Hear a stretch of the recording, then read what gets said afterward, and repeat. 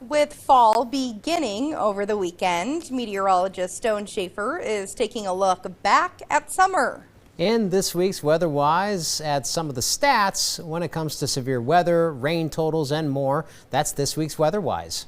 So to start off, I want to take a look at some of the severe weather stats that we had over the summer from June to September. And well, what we saw in that time period of summer is 212 severe thunderstorms warnings issued across the region. We had 748 local storm reports issued, and 26 out of the 94 days of summer had hail reports, and 15 out of the 94 days had heavy wind reports. So quite a bit of hail days that we had over the summer. Luckily, it wasn't a lot more than what we could see. And when it comes to tornadoes, the number was a little bit smaller than maybe expected. We only had 17 tornado warnings, with the most prevalent one being that Steele EF1 tornado. We did have an EF2 in Corson County, but it started as an EF0, moved out of our region when it became an EF2. So we're not going to count that in our region. Most likely that Steele tornado is the most prevalent tornado for us for this season. We look at our average high temperatures across the board. Williston was the warmest. 82.3 degrees was your average high temperature for the summer.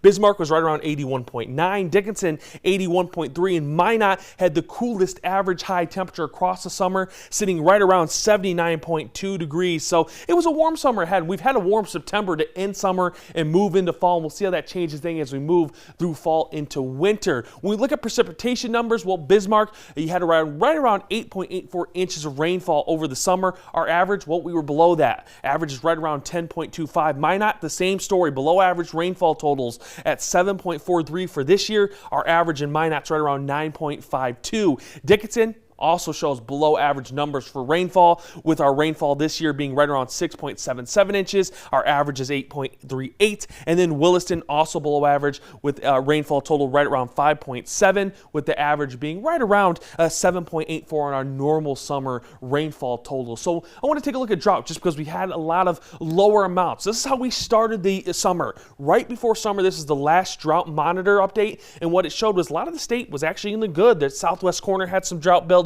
and the northwest corner. Now, this is the last drought update from the before summer ended, and what we see is lots of areas out to the west. They've been a lot drier, so they've had that drought continuing to build itself, but it's not been the worst of all time. We look towards last year, and all of the north was in that drought at the start and the end of summer, so it hasn't been as bad this year for those areas to the north. And as we look back to 2021, the whole state was in drought at the end of summer into the start of fall. So this year it's bad in some areas out to the west, but not as bad widespread as previous years have been for that drought.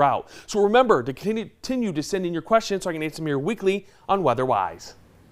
You can do that by going to kxnet.com, clicking on Weather, then Weather-Wise. There you will see a link that lets you submit your question.